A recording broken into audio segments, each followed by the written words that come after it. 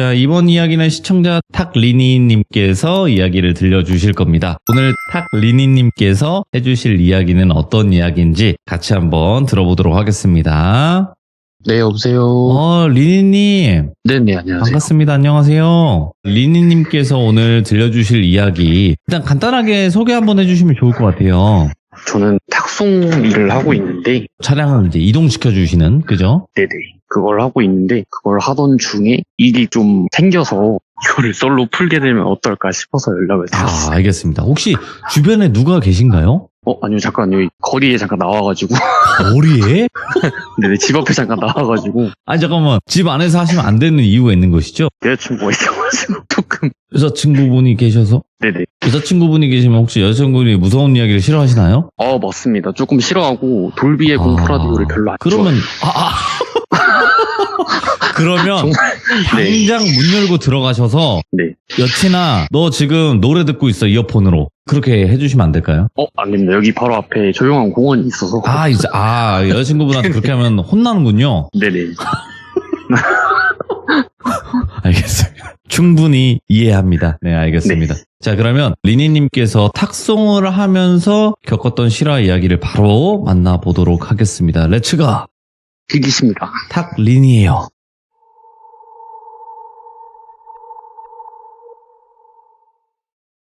이 이야기가 25년 6월에 있었던 일인데 가장 최근의 일입니다. 제가 원래 토요일까지만 일을 하고 일요일은 무조건 쉬어요. 왜냐하면 하루에 700km, 800km 이상씩 운전을 하니까 몸이 너무 힘들단 말이에요. 그래서 일요일은 무조건 쉬는데 하필 그 일요일날 여자친구가 부모님이랑 같이 식사를 하는 바람에 제가 그냥 일을 했어요. 일요일은 정말 이 콜이란 걸 찾기가 힘듭니다. 가뭄에 물 찾듯이 정말 찾기가 힘든데 찾는 와중에 경기도 여주에서 네. 경북 영주 가는 콜을 잡게 되었어요. 뭔데? 경북 영주를 이동을 했는데 경북 봉화에서 부산광역시로 가는 콜이 있는 거예요. 예. 그래서 일요일 저녁에 부산광역시? 이러면 이제 일요일에 부산에서 자고 월요일에 부산에서 시작을 할 수 있겠다. 이 생각으로 제가 냅다 전화를 해서 제가 이 정도 시간이 걸리는데 시간을 좀 주실 수 있을까요? 라고 했더니 차주님께서는 괜찮다고 하니까 이동하시면 된다. 근데 차량 정보에 대해서 묻지 말래요. 뭐야 이건 또. 그때부터 조금 이상했는데 기사가 당연히 알아야 할 차량 정보는 뭐 차종이 오토인지 스틱인지랑 기본적인 유류 정도는 알아야 된단 말이에요. 그래서 출발지와 도착지를 받았는데 출발지가 봉화의 모 장례식장이고 도착지가 부산의 모 장례식장이었습니다. 이걸 보고 장례식장에서 장례식장으로 운반하는 차는 운구차인가? 근데 이 운구차는 또 다시 생각하면 제가 운행을 할 수 없는 차량이란 말이에요. 왜냐하면 차부터 일단 길기도 하고 저는 이종 보통인데 차량을 움직이지 못하니까 이건 좀 힘들겠다 싶어서 다시 전화를 했더니 아니래요. 폭스바겐 차량이고 그냥 일반 승용차다. 이렇게 해서 중간에 시간이 조금 남아서 밥 먹고 이렇게 기차 타고 이동을 했습니다. 이동을 해서 차주한테 전화를 했는데 차주가 제가 지금 어디로 이동을 해야 돼서 거기 계시는 직원분한테 차를 맡겨놨다. 차를 받아서 가시면 된다. 이렇게 했는데 출발지로 가서 그 직원분한테 다시 전화를 했죠. 네. 전화를 하니까 그분께서 지금 나가겠습니다 해서 차를 받았는데 탁송기사들이 제일 먼저 하는 일은 차를 보면 계기판 사진 찍고 그리고 외부 사진을 다 찍는단 말이에요. 찍고 운전석에 앉아있는데 거기 직원분이 나오시더니 혹시 뭐 기름 같은 거 있냐 해서 기름은 만땅이네요. 꽉 차 있어요. 그냥 가면 될 것 같아요 해서 가려고 하는데 문을 닫는데 직원분이 문을 딱 잡으시면서 혹시 믿는 종교가 있어요? 라고 하는 거예요. 뭐야? 근데 제가 어릴 때 유아 세례를 받아서 성당을 다녔었거든요. 사실 지금은 종교활동을 하고 있진 않아요. 대신에 길거리 가다가 돌을 아십니까? 물어보면 저는 성당 다녀요 라고 대답만 하는 정도로. 근데 유아 세례를 받아서 어릴 때 성당을 다녔었긴 한데 지금은 다니고 있지 않아요. 그러니까 목적지 도착을 하면 부산의 모 장례식장으로 가지 않아요? 라고 하길래 맞다. 그러니까 거기서 1km만 걸어가면 성당이 하나 있다. 거기 도착해서 30분간 그냥 가만히 앉아 있으래요. 아무것도 하지 말고. 기도를 할 거면 기도를 해도 되고 진짜 막 그런 부분에 있어서 본인이 시간을 축치고 있어라. 정말이다. 도착을 해서 무조건 성당으로 가라. 이렇게 말씀을 하셔서 사실 이런 경험도 처음이었어요. 이렇게 말을 해주는 사람도 없었고 사실 제 입장에서는 저는 귀신도 안 믿고 그냥 귀신의 존재를 안다는 거는 돌비의 공포 라디오밖에 없단 말이에요. 근데 이제 주행을 시작합니다. 주행을 시작하면서 차주님한테 차주님 저 출발합니다. 그러니까 네, 조심히 가셔서 도착하시면 전화 주세요라고 했는데 출발하기 전에 출발지에서 차를 건네주셨던 직원분이 제 핸드폰 번호로 전화 오셔서 네. 운전을 조심히 하시는 게 좋다. 그래서 걱정 감사합니다 하고 끊으면서 너무 과한데 이 걱정이 이런 생각을 했어요 제가. 근데 이분이 끊기 전에 이 차량이 고인의 차량이라고 하시는 거예요. 저는 이 차량에 처음 탔을 때 그 건설 현장에서 보면 발목에 띠테이프 이런 거 있잖아요. 그거랑 흰 색깔 하이바 같은 거. 그게 있길래 저는 차주님이 건설 현장에서 일을 하시는 줄 알았는데 그게 아니었던 거예요. 차주님의 아버님이 운전을 하시던 차였는데 아버님이 돌아가시면서 그 차를 부산에 있는 집으로 옮기려고 탁송을 보내는 거였어요. 출발지 직원분이 저한테 고인의 차량이니까 아무 말 하지 말고 원래 하시던 대로 그냥 가셔라 라고 해서 저는 당연히 찝찝하죠. 뭐 여름이나 이럴 때 중간에 가다가 차가 퍼져도 문제인데 이 차가 고인의 차량이라고? 정말 무서웠어요. 무서웠는데 뭐 어차피 그냥 15만 원 벌려고 나온 건데 그냥 하고 가자. 가는데 봉화에서 밑으로 내려가면 안동, 경주 이렇게 지나서 내려가거든요. 네. 안동을 지나는데 그 차량 내비게이션이 없어서 폭스바겐이 순정 내비게이션이 없어요. 네. 그래서 제 핸드폰을 가로로 세워놓고 블루투스를 연결해놓는데 근데 내비게이션이 갑자기 집으로 안내할까요? 이러면서 알람을 띄우는 거예요. 그러니까 저희 집은 서울인데 예. 집으로 안내할까요? 알람을 띄우면서 5, 4, 3, 2, 1 이게 계속 뜨는 거예요. 예. 당연히 X를 누르고 뭐야 음성인식이 잘못됐나 보다 이러고 다시 3km 정도 가는데 또 집으로 안내할까요? 뜨는 거예요. 그때 뭔가 이상한데? 정말 좀 이상한데? 이래서 끄고 안동에 조금 지나다 보면 졸음쉼터가 하나 있어요. 제가 이제 전자담배를 하나 피우는데 얘가 그 사람이 흡입을 하면 밑에 액상이라고 해야 되나? 그 카트리지가 칙 하면서 조금 끓어요. 근데 이게 14번을 총 필 수 있는데 한 번, 두 번 피고 가만히 있는데 졸음쉼터에 정말 사람이 없었는데 그 전자담배에서 칙 소리가 나는 거예요. 아무도 없는데. 그리고 숫자는 하나가 줄어있어요. 그래서 뭐지? 내가 뭐 버튼을 잘못 눌렀나? 네. 이렇게 또 피고 마지막에 3모금 정도 남았었는데 얘가 칙칙칙 하더니 진동이 찡 울리고 꺼지는 거예요. 누가 태운 거야? 그니까요. 저는 어이구. 정말 무서워서 이 차로 도망가도 무섭고 졸음쉼터에 달리는 거는 화물차들밖에 없고 예. 화장실로 가자니 또 무서운 거예요. 그래서 담배를 차에다 그냥 던져놓고 기기를 예. 화장실로 가서 변기에 앉아서 여자친구한테 무섭다 이런 상황이고 제 사무실 형님들한테 전화해서 무서워요 형 이러면서 어떡해요 이거 그랬는데 형들이 야 너가 피곤한가 보다 그냥 그거 끝내고 모텔 들어가서 자 반값 비싸도 상관없으니까 가서 들어가서 자 이런 거예요. 아니 무서운데. 그래서 봉화에서 부산까지는 2시간 반 거리입니다. 근데 거기 안동 휴게소에서 쉬고 30분 정도 더 달리고 있는데 뭐라 해야 되지? 주위에서 뭐가 틱틱틱 하는 거예요. 이 탁송기사 입장에서 보면 그런 소리가 나면 뭘 밟았나? 하부에서 무슨 소리가 나는 건가? 이러면서 차량을 먼저 의심합니다. 이 차량이 고장이 나거나 부서지면 기사의 책임이기 때문에.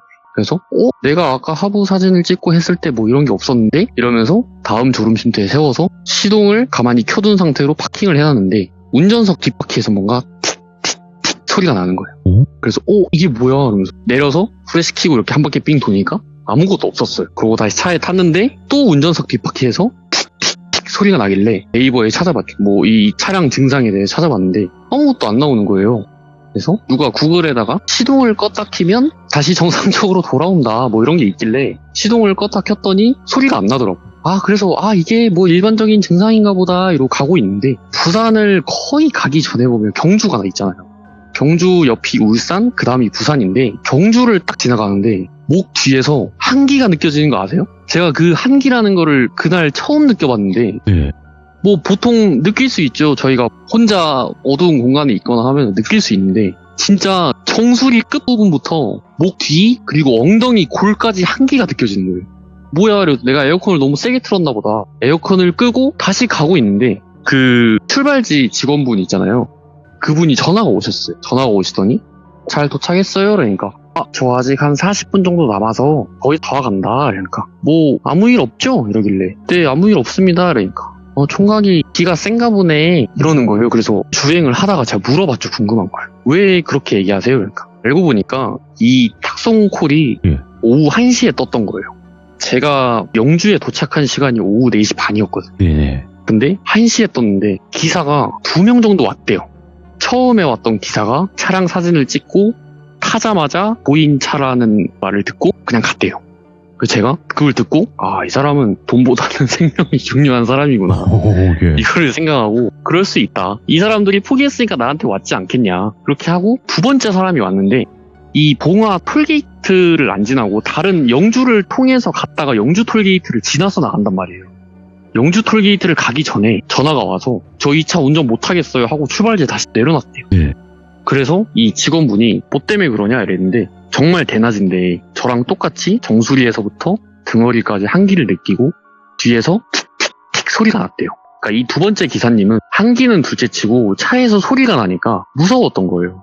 고인이라는 소리는 어디 간 데도 없었고 그냥 틱틱틱 소리 나고 차량에 문제가 있다. 이걸 끌고 내가 부산에 갔다가 차에 문제가 생기면 내 책임이겠구나 해서 콜을 빼신 거죠. 그렇게 해서 시간이 지나다가 제가 잡은 거예요. 근데 이 탁송이라는 거를 보내보신 분들은 아실 거예요. 뭐 시청자분들 중에도 계실 수도 있는데 기사가 차량을 출발하고 도착지에 도착을 하면 원래 돈을 줍니다. 근데 탁송사가 출발하기도 전에 저한테 돈을 줬어요. 저는 돈을 받았으니까 어쩔 수 없이 해야 됩니다.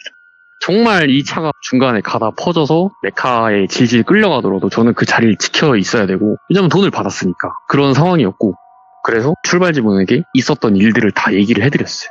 뭐 이런 게 있었고 뒤에서 똑같이 틱틱틱 소리가 난다. 예. 근데 차량 문제는 아닌 것 같아요. 라고 하니까 부산에 도착을 하면은 네. 자기한테 전화를 달래요. 그래서 어떻게 운전을 해서 가는데 이제 상황실에서 전화가 온다. 기사님 잘 가고 계신가요? 이러길래 잘 가고 있어요. 그러니까 그러면 안전운전 하시고 저는 퇴근해야 돼서 예. 무슨 일 생기면 제 개인 번호로 연락을 주세요라고 했는데 제가 거기서 물어봤어요. 근데 저한테 말씀 안 하신 거 없으세요? 그러니까 그분이 말이 없으시더라고요. 처음에. 그래서 어떤 걸 말을 안 했을까? 이러시길래 이거 차 고인이 타신 거 맞지 않냐? 왜 말을 안 하셨냐? 이거 원래 기사한테 고지해 주셔야 되는 거 아니에요? 그러니까 그래서 이분이 얘기를 해준 게 예. 차량이 손상된 부분은 하나도 없었어요. 정말 깨끗했어요. 그냥 우리 중고차 매매단지 가면은 있는 그런 차였어요. 근데 이분이 어떻게 돌아가셨냐면 차량이 퍼져서 갓길에 세워놨는데 네. 뭐가 치고 간 거예요. 치고 가서 이분이 다리 밑에 떨어졌대요. 아. 그래서 차량은 손상이 없고 그 고인이 되신 분, 그러니까 처음에 콜을 불러주신 여자분의 아버님이시죠. 그 분이 그렇게 돌아가셨다는 거예요.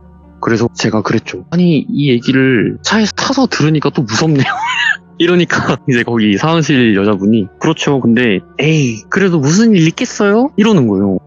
자기가 탄 거 아니라고. 그래가지고 알겠어요. 일단 뭐 40분 정도밖에 안 남았으니까 조심히 가겠습니다. 뭐 고생하셨습니다. 이러고 했는데 도착을 하고 나서 제가 그 도착을 하면 원래 사진을 찍어요. 근데 사진을 못 찍고 돌아서서 그 지하주차장을 나왔거든요. 그 건물이 어디였냐면 부산에 있는 장례식장 건물이었어요. 부산에 있는 장례식장 건물이었고 그 건물 지하 3층에 차를 대고 예. 차를 주차를 하기 전에 사진을 찍고 주차를 하는데 사진을 찍는 방면이 전방에 있잖아요. 앞에 본네트. 번호판이 나오게 사진을 찍고 왼쪽으로 돕니다. 사진을 찍을 때. 근데 왼쪽 조수석 뒤 대각선 라이트 부분 있잖아요. 거기를 찍고 뒤에 트렁크 부분을 딱 찍으려고 가는데 유리에 애기 손바닥 아세요? 조그만한 거? 애기 손바닥이 하나, 둘, 셋 있고 어른 큰 성인 손바닥이 양쪽에 2개가 있었어요. 그래서 그걸 딱 보자마자 주차도 안 했어요. 그냥 와. 냅다 뛰었어요, 뒤로. 근데 냅다 뛰었는데 제가 말씀드렸잖아요. 저는 뭐 귀신도 안 믿고 제가 이 영적인 존재 믿는 거라고는 돌비의 공포 라디오밖에 없다고. 근데 하고 나서 1층에 딱 갔는데 정신이 말짱해지는 거예요. 예. 저거 차 해야 되는데 그래도 이 직업 정신이 좀 남아 있었던 거죠. 그 와중에 다시 가니까 차가 시동이 꺼져 있더라고요. 그래서 시동을 다시 켜고 계기판 다시 찍고 사진을 다 찍고 주차를 해놓고 키를 운전석 앞바퀴에 올리고 사진을 찍고 진짜 바로 뛰었어요. 1층으로. 정말 무섭더라고요. 근데 도착지에 도착하면 전화라고 하셨잖아요. 전화를 하니까 그 출발지 직원분께서 거기 부산에 모 성당 주소를 주시면서 거기를 가라는 거예요. 근데 정말 아무 일 없었냐는 거예요. 그래서 있었던 일을 당연히 다 얘기를 해줬죠. 얘기를 해주고 뭐 이런 게 있었고 마지막에 사진 찍을 때 내가 뒤에 사진을 찍어놨다. 이걸 보내주겠다 이러면서 보내주려고 딱 봤는데 진짜 아무것도 없는 거예요. 정말 어이가 없었고 진짜 등골도 오싹했는데 말도 제대로 안 나왔어요. 그때. 그런 상황에 이거는 직원분께서 말씀하시기를 본인밖에 눈에 안 보인다. 우리 영화 같은 거 보면 무슨 영매라고 하잖아요.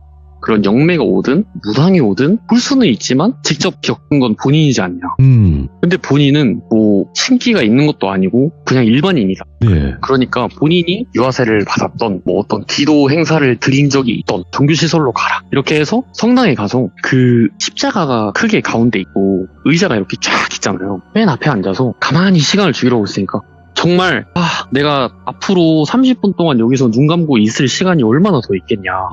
그냥 시키는 대로 한번 해보자. 눈을 감고 있었는데 그 사람이 엄청 졸리면 본인도 모르게 입 밖으로 말이 나오면서 잠드는 거 아세요?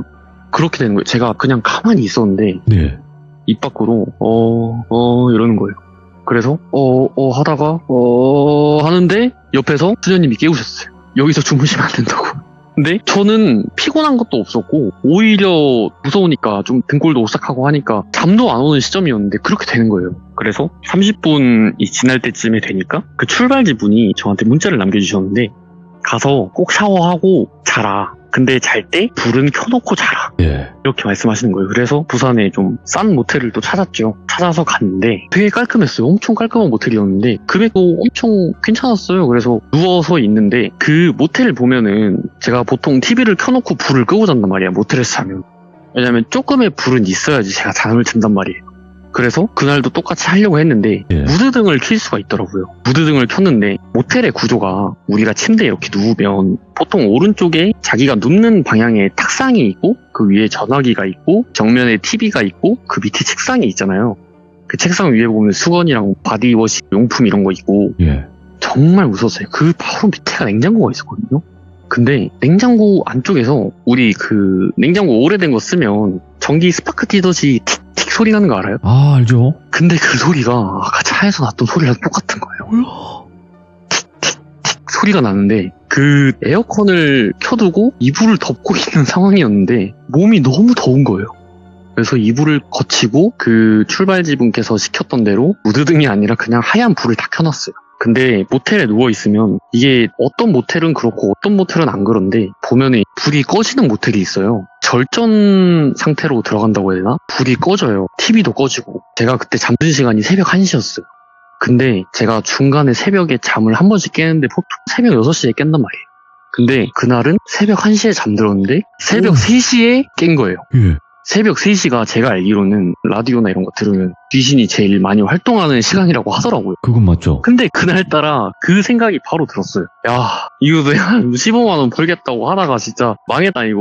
내 여기 하루 잠자는 게 진짜 내 최고의 낙인데 이거 어떡하냐 이러고 누워있다가 새벽 3시에 딱 깼는데 거짓말처럼 진짜 불이 다 꺼져 있고 리모컨을 찾아서 불을 켜야 되잖아요. 모텔은. 리모컨을 찾는데 그 누워있는 시점에서 오른쪽에 유리로 된 게 있고 시트지가 발려져 있고 화장실이 보여요. 화장실 내부가 보이고 문제는 화장실 안에서는 밖이 안 보여요. 네.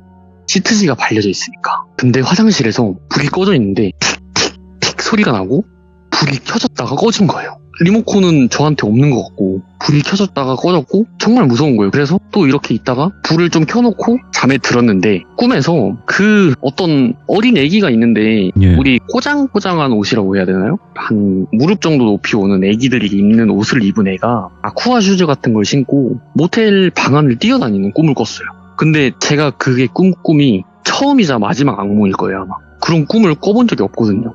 근데 몸을 세게 비틀면은 가위에서 깬다. 이런 거 아무 생각도 안 나고 그냥 꿈만 꿨어요. 꿈만 꿨는데 그 차주님의 아버님인 것 같아요. 제가 보기엔. 차주님의 아버님이 그 꼬마애를 잡고 누워있는 저한테 손가락질을 막 하면서 뭐라고 했는데 애기가 저를 보면서 웃었어요. 깔깔깔깔 하면서. 그걸 꿈에서 꾸다가 눈을 탁 떠졌는데 그때가 아침 8시였단 말이에요. 근데 차주님 차를 준 그 직원분이 있잖아요. 네. 그분이 전화가 오셔서 혹시 어제 불 다 켜놓고 잤어요? 그러길래 다 잤다 했는데 이 차를 주신 차주님이 있잖아요. 예. 그분이 꿈을 꾸셨대요. 자기 아버님이 어떤 꼬마애랑 나와서 침대에 누워있는 액자를 보면서 막 웃고 있었대요. 그러면 그 꿈에서 액자는 저란 말이에요. 그리고 그 차주님은 그 꿈을 꾸자마자 그 차를 찾으러 가야 되잖아요. 부산으로. 찾으러 가다가 사고를 당하십니다. 정말 아이러니하게도 제가 정확한 사고 자리를 듣지는 못했는데 예. 그 직원분이 말씀해 주시기를 그 차 사고가 났던 지점과 3km 반경이라 그랬어요.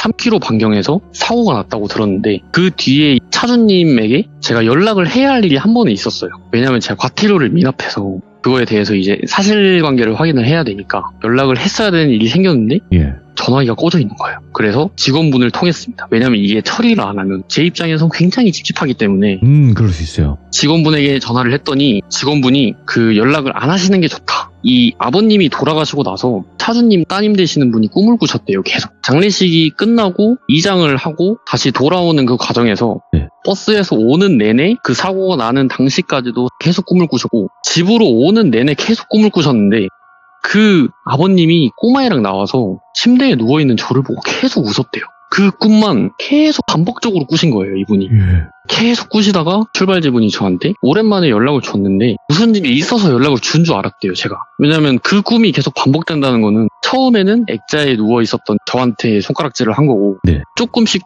그 액자가 선명화되면서 침대에 누워있는 저한테 웃었대요.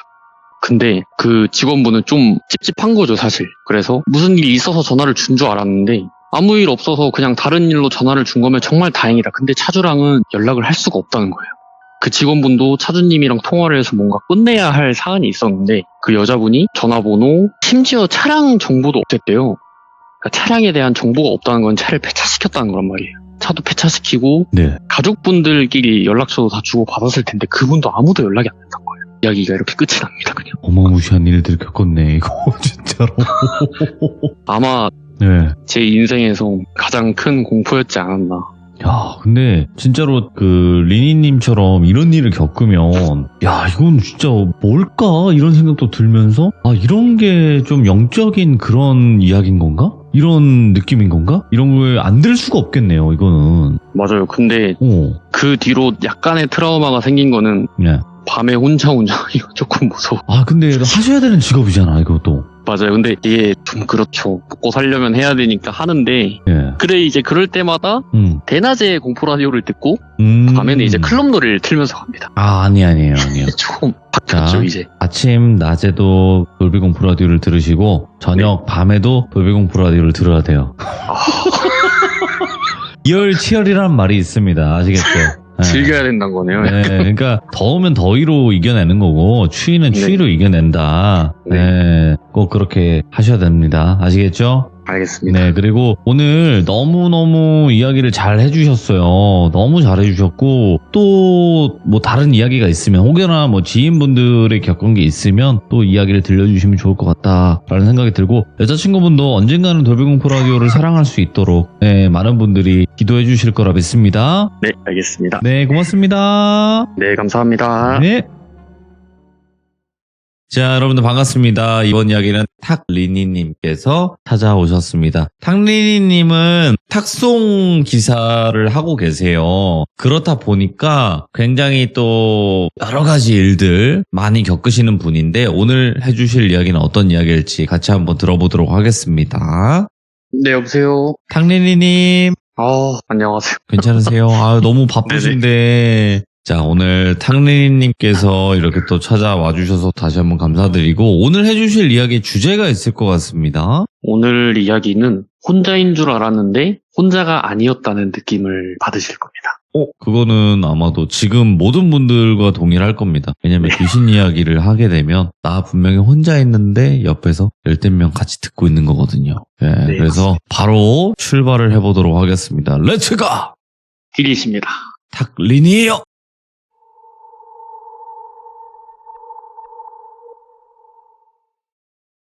오늘 들려드릴 얘기는 얼마 지나지 않은 얘기입니다. 정말 따끈따끈한 얘기. 원래 제가 돌비 라디오를 듣기 전에는 이런 경험도 없었고 이런 일도 없었어요. 근데 이런 얘기를 하다 보면 조금 끌려온다는 얘기가 있더라고요. 지난주에 강릉에서 대구로 장거리 탁송을 하는 일이 있었는데 그때 제가 배정받은 차량이 스타리아 9인승이었습니다. 탁송기사들은 보통 우리 헤이딜러를 이용해보신 분들은 아시겠지만 헤이딜러를 이용하시면 진단평가사가 와서 실제로 자격증이 있는 분이 오셔서 차량을 진단해주시고 그 금액을 결정을 해주시는 분이신데 이제 세미 진단평가라고 해서 주어진 가이드라인에 맞춰서 탁송기사가 점검을 해주는 경우가 있어요. 이런 경우는 받으시는 분이 차량을 직접 보지 않고 오직 다른 사람이 탁송기사가 그걸 점검을 한 걸 토대로 감가되는 내용을 해서 금액을 정하는 경우인데, 이런 경우가 사실 조금은 있습니다. 저도 한 3번 정도 겪었던 일인데, 이게 뭐 어렵진 않아요. 그냥 주어진 가이드라인에 맞춰서 본인이 경험해본 부분을 토대로 사진 열심히 찍고 이렇게 하는 경우인데, 강릉을 가기 전에 제가 전라도 광주에서 강릉 탁송을 갔다가 강릉에서 대구로 탈출을 하는 과정이었어요. 강원도 지역은 탁송이 사실 많지가 않아요. 정말 저희 입장에서는 이렇게 말씀드리면 좀 그런데, 오지라고 하면은 홍천, 인제에서도 비린면 쪽이 군부대가 많은 쪽인데, 강릉을 갔다가 대구로 가는 과정에서 스타리아 9인승 차량을 검수를 하게 되었습니다. 도착을 했을 때는 딜러분께서 아직 입금은 안 됐으니까 검수하시고 입금 받고 출발하셔야 됩니다라는 말을 듣고, 검수하던 와중에 차량에 담배 냄새가 굉장히 짙었어요. 우리가 담배를 피면 냄새가 배지 않습니까? 물론 한 대 피고 창문을 열고 하면은 냄새가 좀 빠져요. 근데 우리 공사 차량이나 이런 거 보면 사장님들이 안에서 담배를 피시고 심지어 재떨이까지 만들어서 하시는 경우가 있는데, 담배 냄새와 방향제 냄새가 섞여서 머리가 굉장히 아픈 차였습니다. 그 냄새가 아직도 잊혀지지가 않는데, 코튼 향과 맨솔 담배 향과의 그 섞임이 조화가 이루어져서 머리가 굉장히 아프더라고요, 그날. 그래서 이 차를 타고 내가 대구로 갈 생각을 하니까 벌써 지끈지끈하다. 어차피 마지막 운행이니까 천천히 가자. 이런 마인드로 하려고 했는데, 차가 조금 이상했던 게, 우리가 스타리아 차량 혹시 아시나요? 스타리아 9인승 차량 같은 경우에는 맨 뒤에가 3열, 가운데 2열, 그리고 또 앞에가 2열, 운전석, 보조석 포함해서 총 9인승입니다.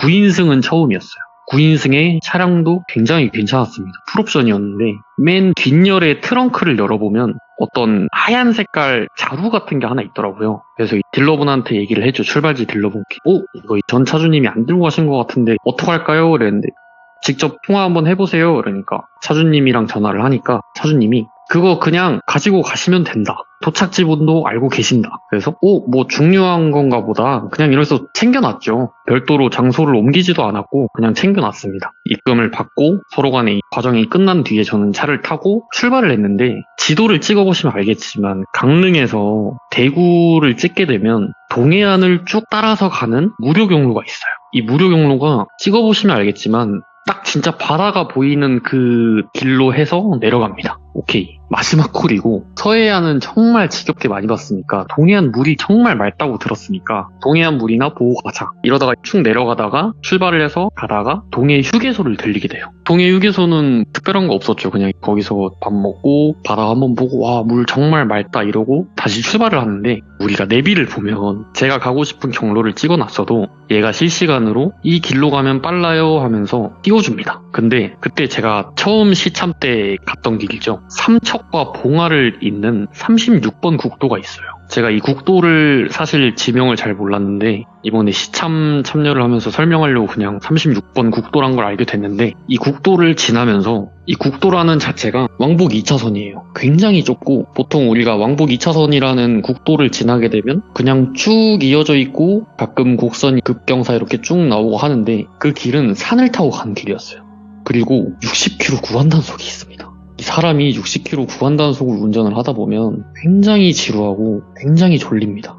제 앞에는 카니발 한 대가 있었고 제 뒤에는 소렌토 한 대가 있었어요. 근데 저는 승합차고 제 뒤에 있는 차는 저를 넘어가고 싶을 거 아니에요. 그래서 중간중간 갓길이 있었는데 거기에 가끔 세워주고 비상깜빡이 켜주면서 빠지면 그 차가 다시 앞으로 가고 이런 식으로 해서 좀 천천히 운행을 하고 있었는데, 그 이정표를 보니까 삼척땡 봉화라고 돼 있는 그 구간이 있더라고요. 그래서 그 구간으로 빠져서 가는 길에 정말 졸렸어요, 그날. 사실 제가 이 일을 하면서 식사라는 시간이 따로 없거든요.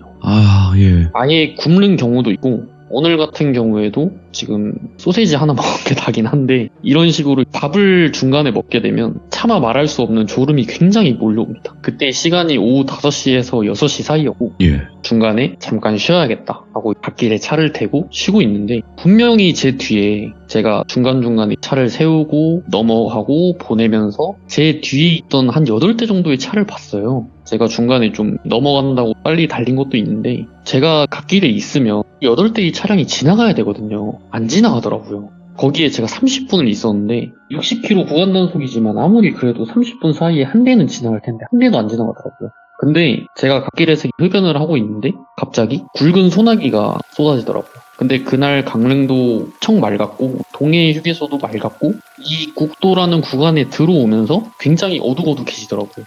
나 이제 우산도 없으니까 차에 타야겠다. 그리고 차에 타서 가려고 하는데 어떤 구형 카니발 카렌스라고 하나요? 옛날에?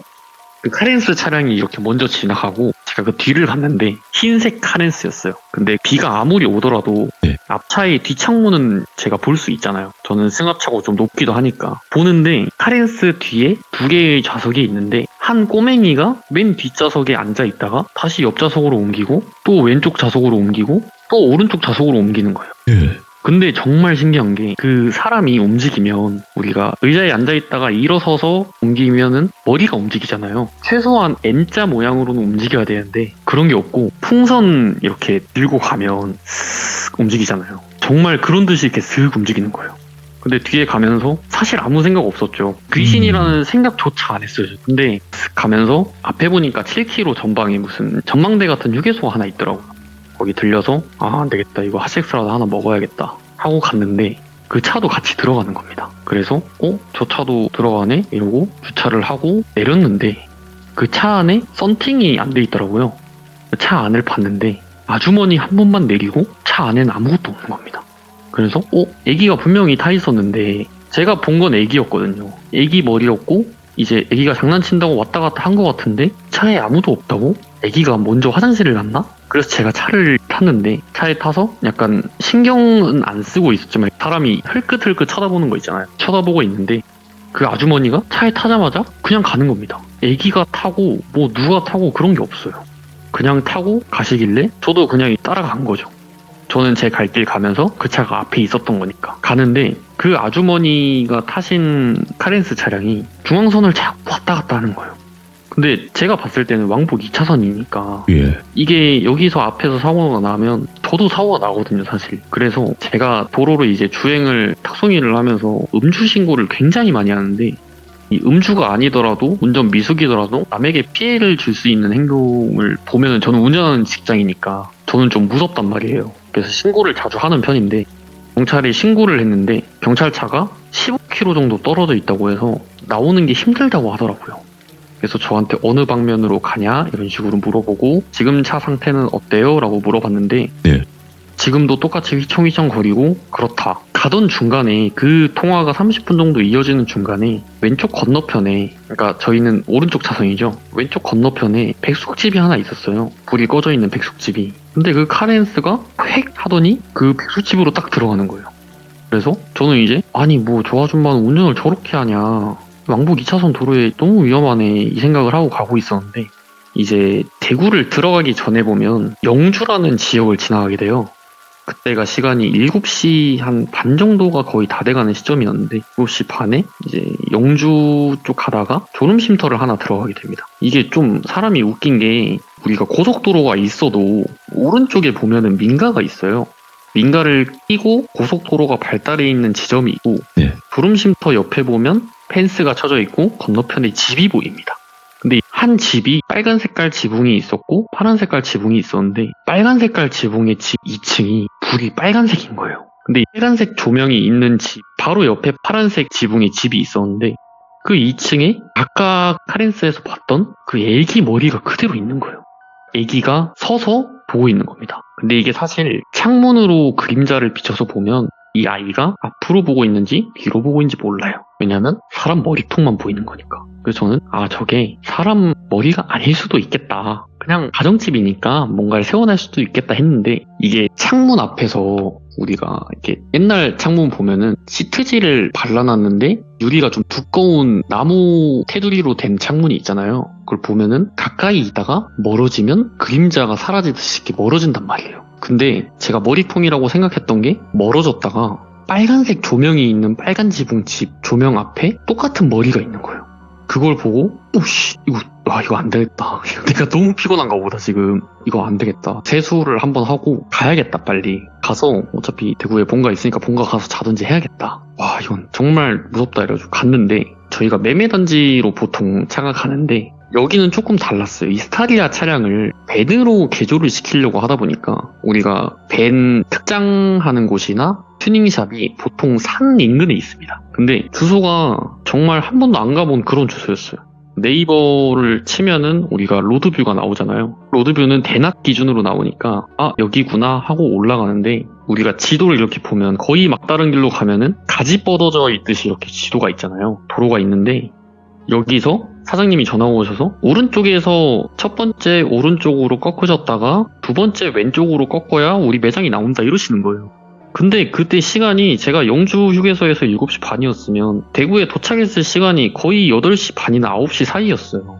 그 어두운 밤에 가로등도 하나가 없었단 말이에요. 헤드라이트 불빛 하나만 의존하고 있는 거예요. 근데 갔다가 오른쪽에서 우회전을 하고 두 번째 왼쪽에서 우회전을 하려고 하는데 그 헤드라이트가 보면 요즘 신차 같은 경우에는 0에서 3단까지 해서 밑으로 내렸다가 위로 올려서 볼 수 있어요.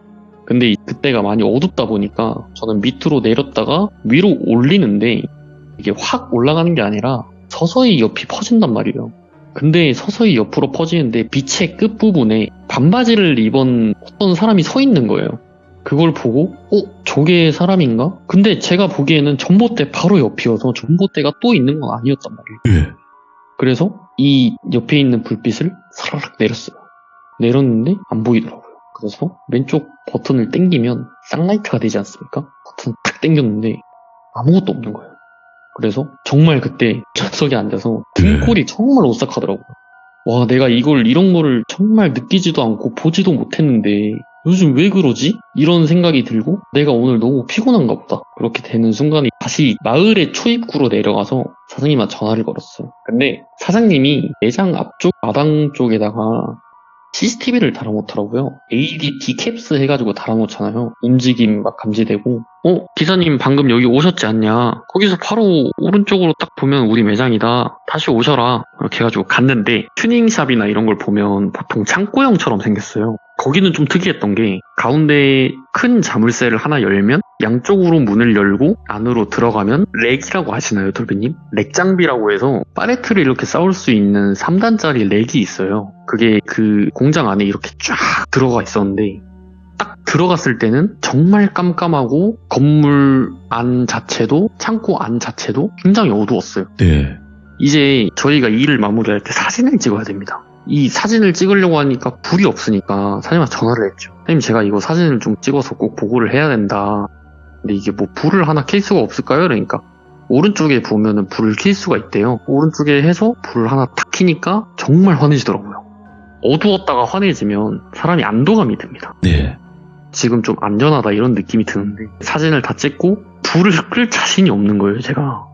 가로등도 없고 마당에 아무것도 없고 불을 끄면은 저 차 한 대랑 저 차도 이제 불을 꺼져 있을 거고 아무것도 할 수 있는 게 없는데 그래 불을 끄고 나가자. 가운데 큰 자물쇠 비밀번호를 알려주신 걸 다시 잠그고 나왔는데 한 15분 지났나? 그 ADT 캡슐을 핸드폰으로 해제를 하고 풀 수가 있더라고요. 이걸 하셨는데 다시 잠금을 하셨는데 안 잠긴대요. 안 잠기는 이유가 뭐가 있냐 보면은 센서가 이렇게 있으면 가운데 어떤 물건이 있으면 그 센서와 센서 사이에 레이저가 투과가 안 될 거 아니에요.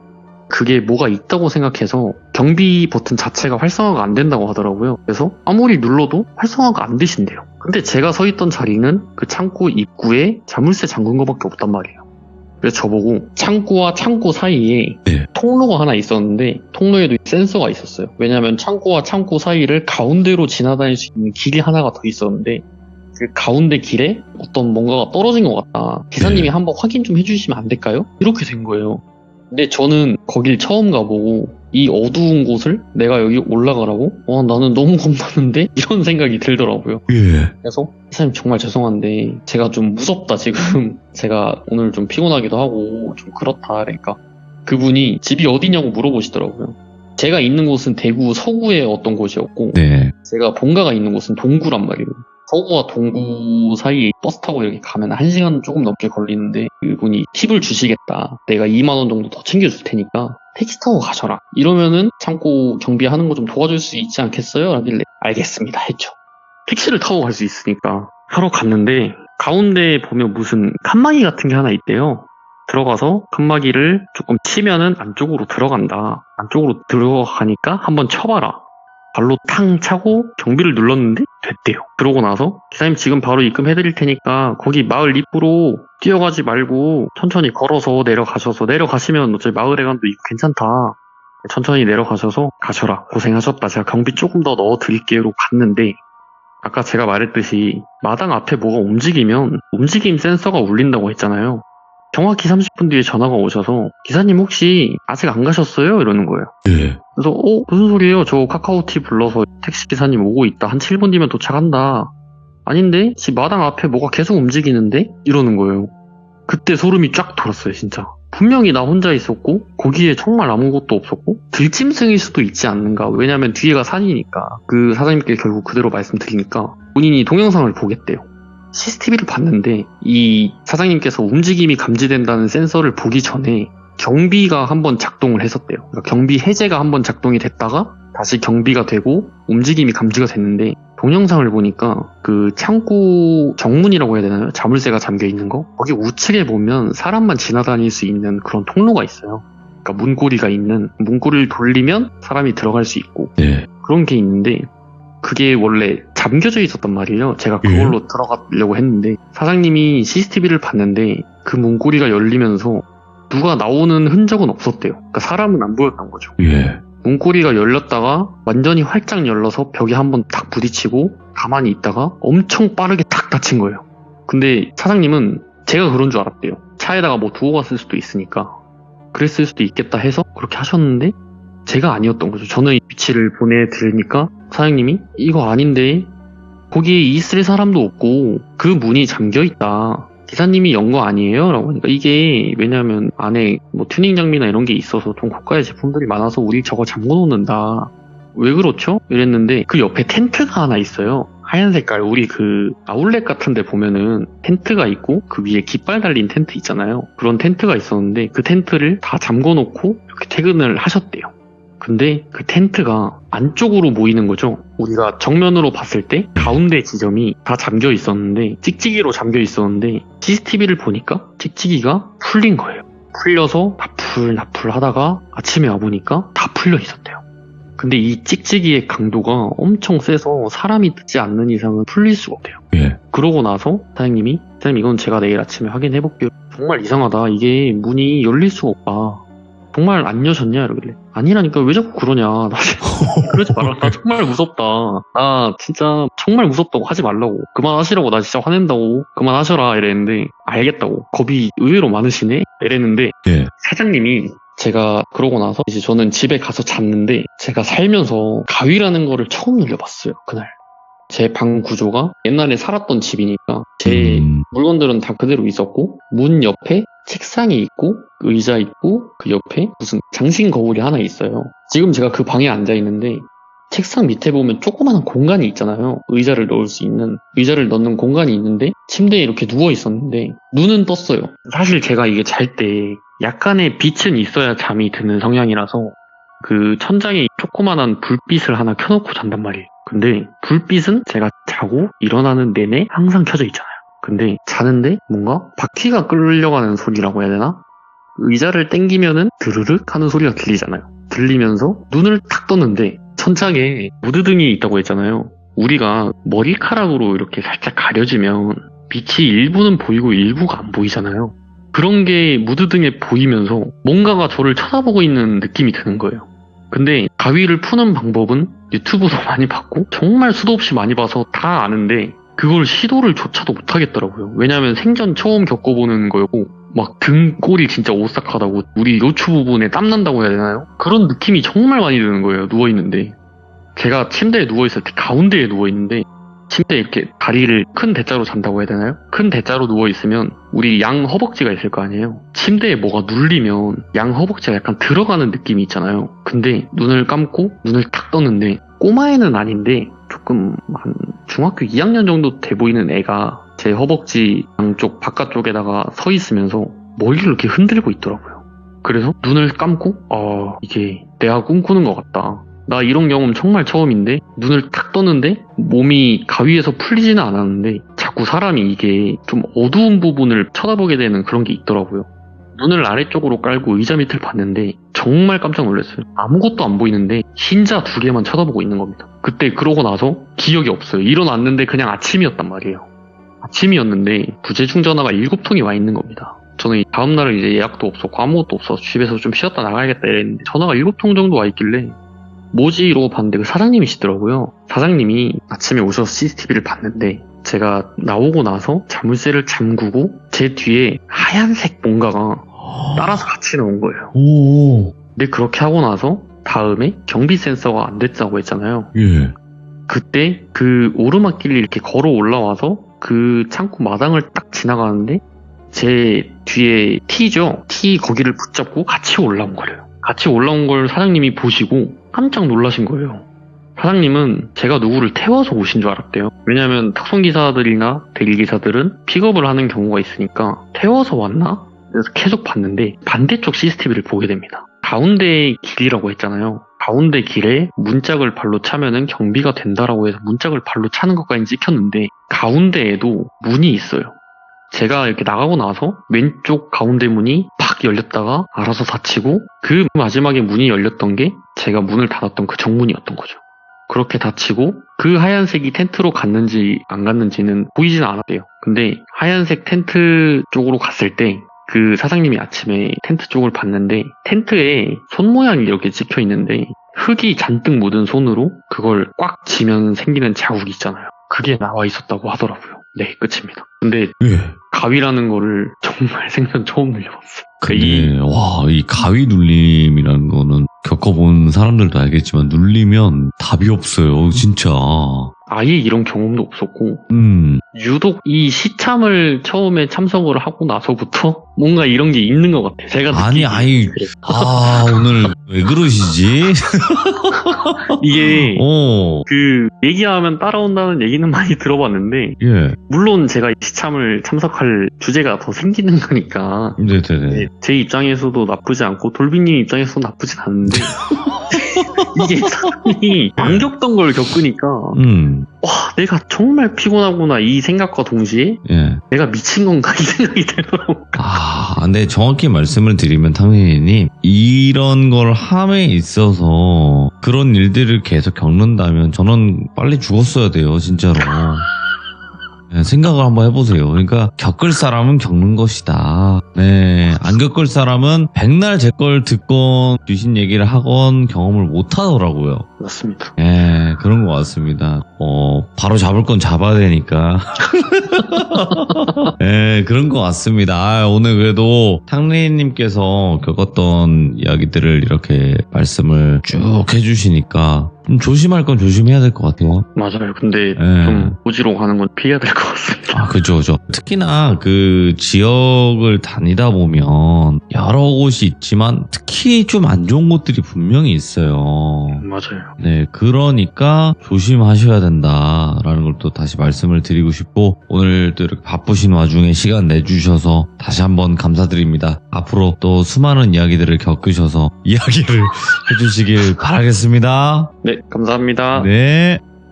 그러니까 겪는 건 환영이에요, 여러분들. 이야기 뭐 어떤 귀신을 본다거나 이런 건 환영인데 너무 뭐 이렇게 심각하게 막 위협이 가해진다거나 그런 것만 아니시면 좋겠다라는 선에서 겪으시길 바라겠습니다. 그래야 또 이야기를 해주시러 이렇게 오실 수 있는 부분이 있지 않습니까? 그래서 우리 귀족님들께서도 가위 눌리시는 거 환영입니다.